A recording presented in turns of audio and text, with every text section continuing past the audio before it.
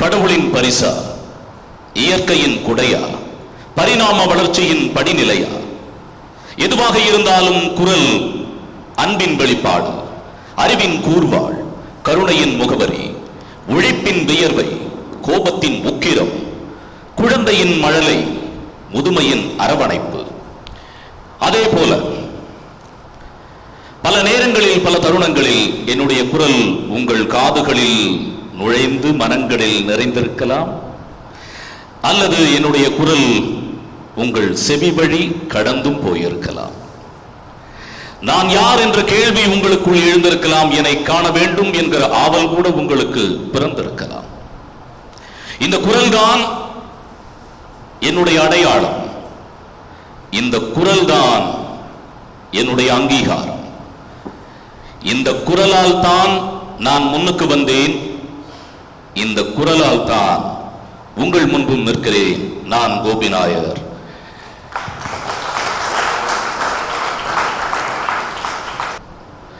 இந்த உலகத்தில் உள்ள மனிதர்கள், ஜீவராசிகள் அனைவருக்குமே குரல்தான் அடையாளம் என்பதில் எந்த ஒரு ஐயமும் இல்லை.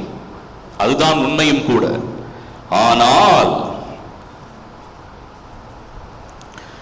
ஒரு முனிவர் இருந்தாரு.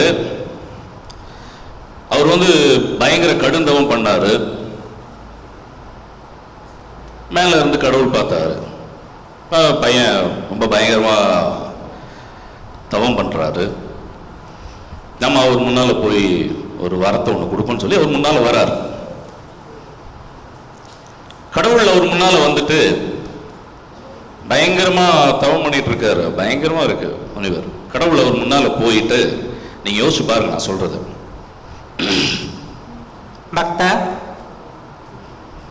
உன்னுடைய தவத்தை கண்டு நான் மெச்சினேன். உனக்கு என்ன வரம் வேண்டும் என்று கேட்டால் அந்த முனிவரோட அந்த நிலை என்னவாக இருக்கும்?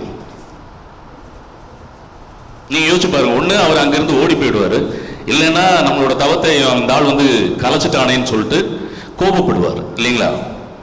அதான் உண்மையும் கூட. ஆனால் அதே கடவுள், பக்தா, உன்னுடைய தவத்தை கண்டு நாம் மெச்சினோம். உனக்கு என்ன வரம் வேண்டும் கேள் என்று சொன்னால், அங்கே கடவுளுக்கு அடையாளமும் கிடைக்கிறது, அதே சமயத்தில் அங்கீகாரமும் கிடைக்கிறது. அவர் ஆபரணம் போட்டிருக்கலாம், பயங்கரமா தேஜஸா இருக்கலாம், எல்லாம் இருக்கலாம். ஆனால் கடவுளுக்கும் கூட, இறைவன் படைத்த நமக்கு குரல் ஒரு அடையாளம் மட்டும்தான். ஆனால் நம்மை படைத்த இறைவனுக்கு குரல் என்பது அடையாளம் மட்டுமல்ல, அங்கீகாரமும் கூட. அந்த அளவிற்கு இந்த உலகத்தை குரல் என்பது ஆட்டுவிக்கிறது. அதனால்தான் நம்ம சொல்றோம் தெய்வீக குரல் என்கின்றோம். குரலுக்கு ஏன் அப்படி ஒரு இது தரணும்? சாதாரணமா ஏதாவது ஒண்ணு சொல்லிட்டு போயிடலாம்ல. ஏன் அப்படி சொல்லணும்? தெய்வீக குரல் அப்படின்னு ஏன் சொல்லணும்? இந்த உலகத்தில் எங்கெல்லாம் போராட்டங்கள் நடக்கின்றதோ, இந்த உலகத்தில் எங்கெல்லாம் அநீதிகளுக்கு எதிரான கோஷங்கள் எழும்புகிறதோ, அங்கெல்லாம் ஏதோ ஒரு மூலையில் யாரோ ஒருவன் அந்த அநீதிகளுக்கு எதிராக கொடுத்த ஒரு சின்னஞ்சிறிய குரல் பல லட்சம் பேரை ஒன்றிணைத்து அந்த போராட்டத்தின் வலிமையை உலகிற்கு காட்டி அதை வெற்றி பெற செய்திருக்கிறது என்பதுதான் நிதர்சனமான உண்மை. அதை சமீபத்தில் நாம் மெரினா கடற்கரையில் பார்த்தோம், வஉசி பூங்காவில் பார்த்தோம். அது ஒரு வைப்ரேஷன். நீங்க வாய்ஸ்ங்கிறத சாதாரணமா நினைக்காதீங்க. Voice is a vibration. நாளைக்கு நீங்க என்ன வேணா ஆகலாம். ஆனால் நீங்கள் செய்யக்கூடிய எந்த ஒரு துறையிலும், எந்த ஒரு விஷயத்திலும் உங்களுடைய தனித்தன்மையை பதித்து வையுங்கள். நாளைய வெற்றியாளர்களாக நீங்கள் நிச்சயம் உருவெடுப்பீர்கள். அது என்ன வேலையா இருந்தாலும் சரி. ஒவ்வொரு துறைக்கு போறதுக்கு முன்னாலேயும் பல லட்சம் பேர் மிகப்பெரிய கோட்டை போன்ற ஒரு மதில் சுவரை கட்டி அங்க ஒரு பிரம்மாண்டமான ஒரு இரும்பு கதவு இருக்கும். அது பின்னால் லட்சக்கணக்கான பேர் இருப்பான். இதுக்குள்ள நம்ம போலாமா போக வேண்டாமா அப்படின்னு தயங்கிட்டே இருப்பான்.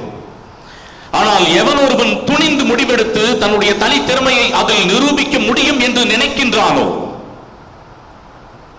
அவன் அந்த கேட்டை போய் அந்த சுண்டு விரல அப்படி டச் பண்ணா போதும், அந்த கேட் ஓப்பன் ஆகிடும். அவனுடைய துறையில ஈஸியா போயிட முடியும். நாம் வாய்ப்புகளுக்காக ஏங்கிக் கொண்டிருக்கிறோம். ஆனால் வாய்ப்புகள் நமக்கு முன்பாக இறைந்து கிடக்கிறது என்பதை நாம் மறந்து விடுகின்றோம். நீங்க எப்பெல்லாம் உங்களுடைய தனித்துவத்தை காண்பிக்கின்றீர்களோ, நீங்கள் எப்பொழுதெல்லாம் உங்களை மற்றவர்களிடம் இருந்து தனித்து காண்பிக்கின்றீர்களோ உங்கள் திறமையின் அடிப்படையில், அப்பொழுதெல்லாம் உங்களுடைய முன்னேற்றத்திற்கான கதவு திறந்து கொண்டே இருக்கின்றது. இந்த உலகத்தில் பிறக்கக்கூடிய நம் அனைவருக்குமே இறைவன் என்பவன் வாய்ப்புகளை உருவாக்கி வைத்திருக்கிறான். இந்த உலகத்தில் வாய்ப்புகளை பயன்படுத்திக் கொள்பவன் அறிவாளி, புத்திசாலி என்று சொல்லிக் கொள்ளலாம். வாய்ப்புகளை தவற விட்டவன் கொஞ்சம் கஷ்டம்தான், இல்லைங்களா?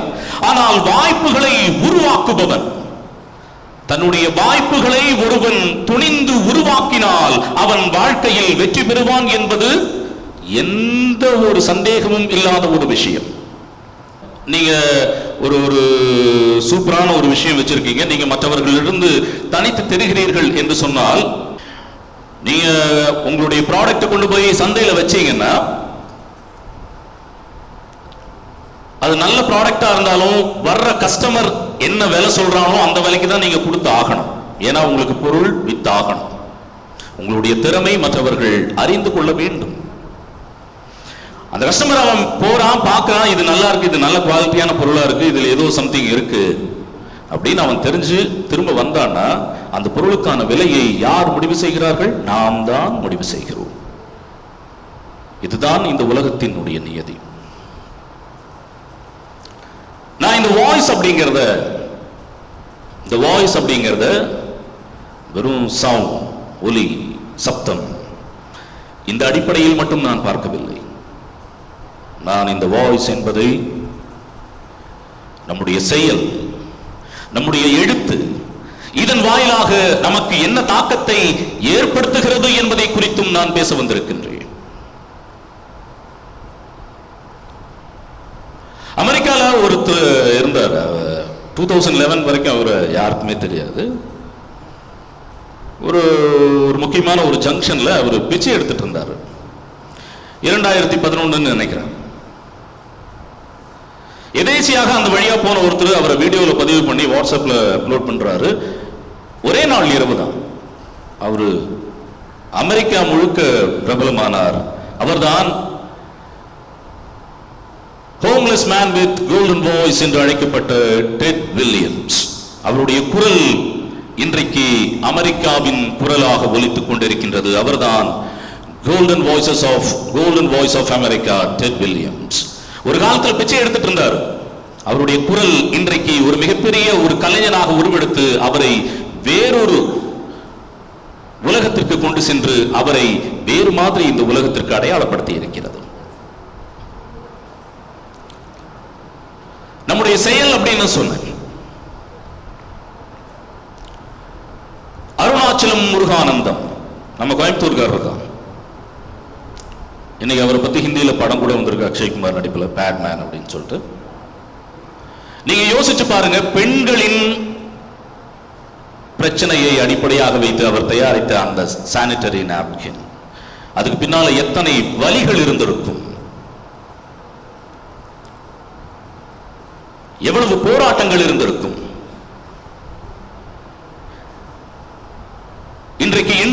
இன்றைக்கு இந்தியாவில்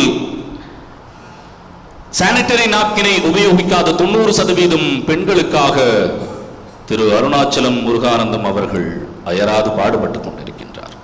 அதனால தான் சொல்றேன், நீங்க தனித்து தெரிய வேண்டும். நீங்க மற்றவங்க மாதிரியே போயிட்டீங்கன்னா இன்னைக்கு நம்ம அருணாச்சலம் முருகானந்தம் பேச வேண்டிய அவசியம் இல்லை. அவர் வெற்றிகரமான தொழிலதிபர் அப்படிங்கிற அந்த அர்த்தத்தில் போயிடலாம். ஆனால் அவர் தயாரித்த அந்த பொருளை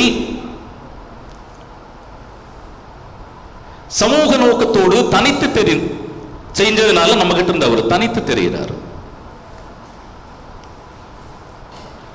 அதுதான் உண்மை.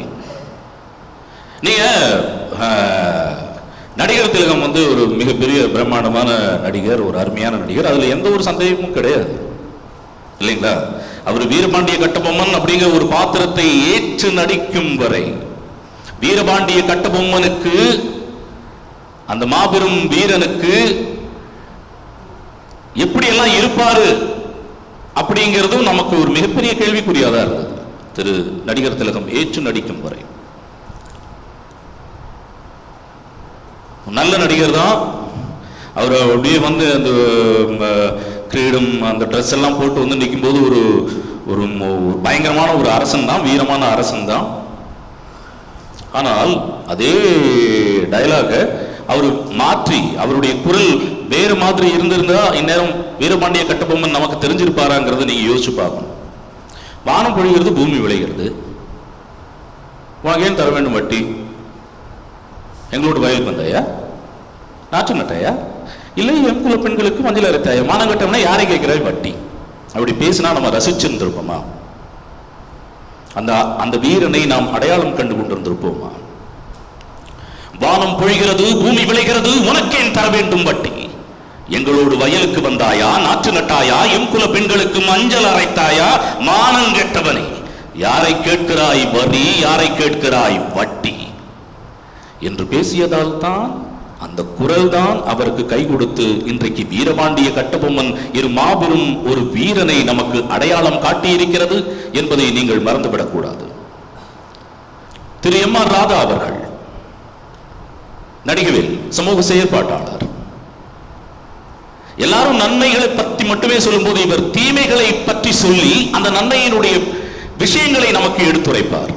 அது எப்படி முடிஞ்சது? நீங்க இன்னைக்கு ராதா, எம்.ஆர். ராதா அவர்களை அவருடைய குரல் இல்லாமல் உங்களால் அடையாளப்படுத்தி பார்க்க முடியுமா? யோசிச்சு பாருங்க, முடியவே முடியாது. ஒரே ஒரு விஷயத்தை மட்டும் நான் உங்களிடத்தில் சொல்கிறேன், நன்றாக கவனமாக கேளுங்கள். வெற்றி என்பது ஒரு முறை மட்டுமே சந்தோஷத்தை அளிக்கும். வெற்றி என்பது ஒரு முறை மட்டுமே சந்தோஷத்தை அளிக்கும். தோல்வி என்பது 10 பாடங்களுக்கு சமம். அந்த பாடம் தான் உங்களுக்கு ஆசிரியர், அந்த பாடம் தான் உங்களுக்கு அனுபவம். நீங்கள் செய்கிற தொழிலில் நீங்கள் எப்படி தனித்து தெரிகிறீர்கள் என்பது மற்றவர்களுக்கு தெரிய வேண்டும். இல்ல அவர்கிட்ட ஏதோ இருக்கு, அது பண்ணா அது வேற மாதிரி இருக்கும். அப்படி 2015ஆம் ஆண்டு எனக்கு ஒரு தனியார் தொலைக்காட்சியில் விருது வழங்கு அந்த நிகழ்ச்சி ஒளிபரப்பாகும் வரை என்னை அவரவருக்கு தோன்றிய ரூபங்களில் நினைத்துக் கொண்டனர். ஏன்னா இவன் பயங்கரமா இருப்பான், என் வாய்ஸை கேட்டு போன்ல பேசுவாங்க, இவன் எங்க கடாமீசையில வச்சுட்டு பயங்கரமா இருப்பான், என்னை பார்த்து நம்பவே மாட்டாங்க. ஆனால் முதல் முறையாக நான் திரையில் தோன்றிய போது, நீங்க சொன்னா நம்ப மாட்டீங்க, என் வீட்டு வாசல்ல கிட்டத்தட்ட 100 பேர் இருந்தாங்க. எனக்கு ரொம்ப ஆச்சரியமா வருது. நான் இன்னொரு பக்கம் என்னன்னா ஒரு சின்ன திருப்தியும் இருந்தது. நான் ஏதோ ஒரு விதத்தில் உங்களுக்கு நான் தனித்து தெரிந்திருக்கிறேன் என்பது. நிறைய பேர் அடையாளம் கண்டு கொண்டார்கள். ஒரு என்னை போன்ற ஒரு கலைஞனுக்கு இதை விட மிகப்பெரிய அங்கீகாரம் வேறொன்றுமே இருக்க முடியாது. நாங்கெல்லாம் திரைக்கு பின்னால் என்ன 2க்கு 2 உட்கார்ந்து அப்படி பேசுறோம்.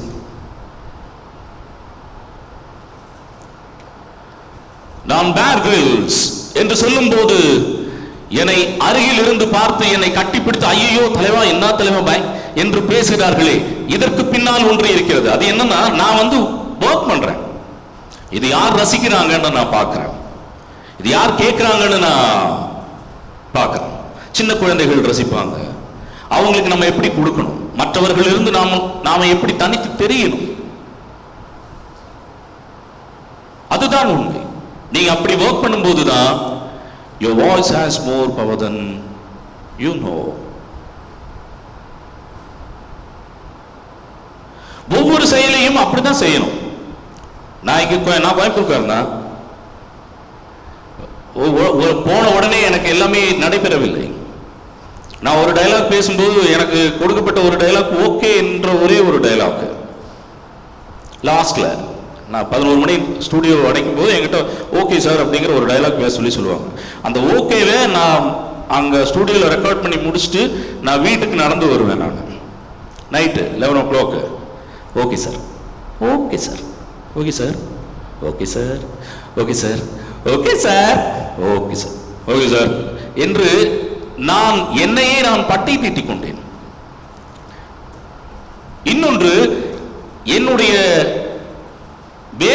இடத்தை சுதந்திரமான ஒரு சூழலாக உருவாக்கி கொண்டேன். அதுதான் ரொம்ப முக்கியமான ஒரு விஷயம். எனக்கு ஒரு களம் கிடைக்கிறது, ஒரு தளம் கிடைக்கிறது, அதை சுற்றி எனக்கு மிக எளிதாக ஒரு சுதந்திரமான சூழலை ஏற்படுத்தி கொண்டதனால் என்னால் புது புது விஷயங்களை செய்து பார்க்க முடிந்தது. அப்படி செய்து பார்த்த அந்த விஷயம் மற்றவர்களை வசியப்படுத்தியது. அதனால்தான் நண்பர்களை நான் சொல்கிறேன், குரல் மட்டுமல்ல, நீங்கள் செய்கிற எண்ணங்களும் செயல்களும் கூட மற்றவர்களுக்கு தெரிய வேண்டும். அது மற்றவர்களிடமிருந்து தனித்து தெரிய வேண்டும். எனவே your voice has more power than you know என்பது வெறும் குரல் மட்டுமல்ல, நம்முடைய செயல்களும் நம்முடைய எண்ணங்களும் தான் என்பதை கூறிக்கொண்டு வாய்ப்புக்கு நன்றி கூறி அமர்கிறேன். நன்றி, வணக்கம்.